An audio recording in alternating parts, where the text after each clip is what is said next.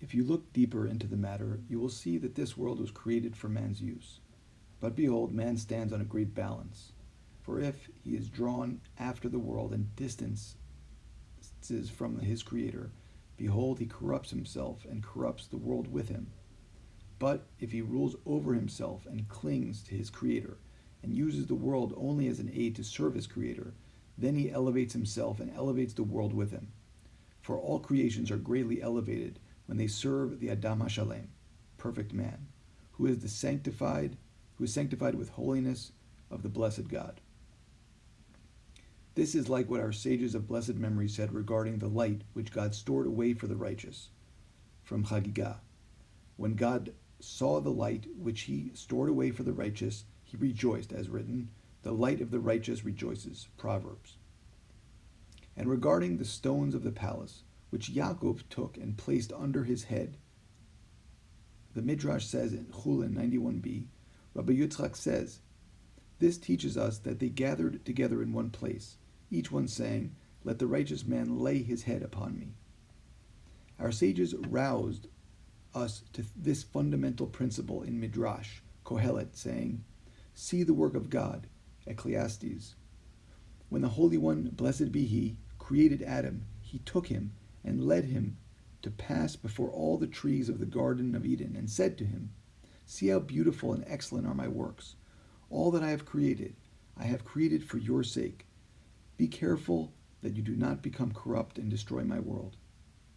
The general principle of this matter was not created for his state in this world, but rather for his state in the world to come.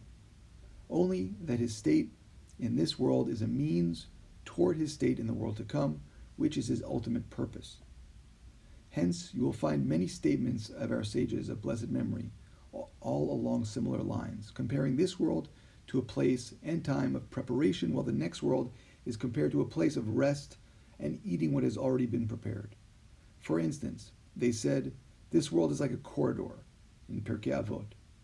As I wrote earlier, today for their performance and tomorrow for receiving the reward, from Avodah Zarah. He who toiled on Friday will eat on the Shabbat, from Kohelet Rabbah. This world is like the shore and the next world like the sea, and many other statements along these same lines.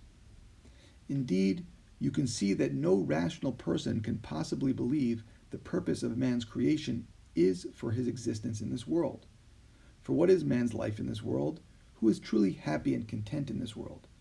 The days of our life are 70 years, and if by strength 80 years, yet their span is but toil and trouble, from Psalms. How many sort of distress and sicknesses, pain and burdens, and after all that, death. Not 1 in 1,000 can be found to whom this world has granted plenty of pleasures and true contentment. And even such a person, if he reaches the age of 100 years, already is as one who passed and disappeared from the world. Furthermore, if the purpose of the man's creation were for the sake of this world, it would not have been necessary to imbue him with such lofty and exalted soul, greater even than the angels themselves. Especially so, when the soul finds no satisfaction whatsoever from all the pleasures of this world. This is what our sages teach us in Midrash Kohelet, but the soul will not be fulfilled. What is this analogous to? To the case of a common peasant who married the king's daughter. Even if he brought her all the village possessed, it would be as nothing to her. For she is the king's daughter. So too with the soul. If you would bring to her all the pleasures of this world, they would be like nothing to her, for she is from higher worlds. Kohelet Rabbah. Likewise, our sages of blessed memory taught us, against your will were you formed, and against your will were you born. Avot.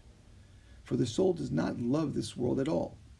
On the contrary, it despises it. If so, certainly the Creator, blessed be His name, would never have created something for a purpose which is against its nature and despised by it. Rather, man's creation was for his state in the world to come. Therefore, this soul was placed in him, for it befits the soul to serve God, and through a man will be rewarded in proper time and place. Thus, This world will not be something despised to his soul, but rather beloved and cherished by it. This is evident. Behold, after knowing all this, we will immediately realize the grave obligation of the commandments upon us and the preciousness of the divine service which lies in our hands. For these are the means which lead us to true perfection. Without them, this state will not be attained in the least. It is known that a purpose is not attained without the combined contribution of all the means found and employed to achieve it. According to the capacity of the means and their use, will be the resulting achievement of purpose, and any slight deviation found in the employed means will be very noticeable in the end result derived from their combined contributions. This is self-evident.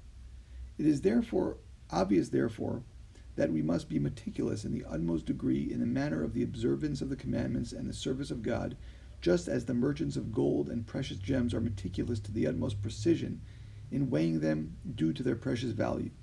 For the fruits of the commandments is the true perfection and the internal preciousness of which there is nothing more precious. To summarize what we have learned, the primary purpose of man's existence in this world is solely to fulfill the commandments, serve God, and stand up to trials.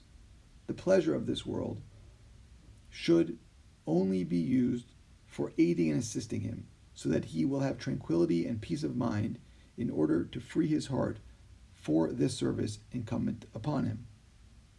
Thus it is proper that all of man's inclinations be solely to the blessed Creator, and that all his actions, great or small, have no other purpose than to draw closer to God, blessed be He, and to break down all the barriers separating him from his master, which are the matters of physicality and the things dependent on them, until he is drawn toward the blessed God like iron is drawn to a magnet.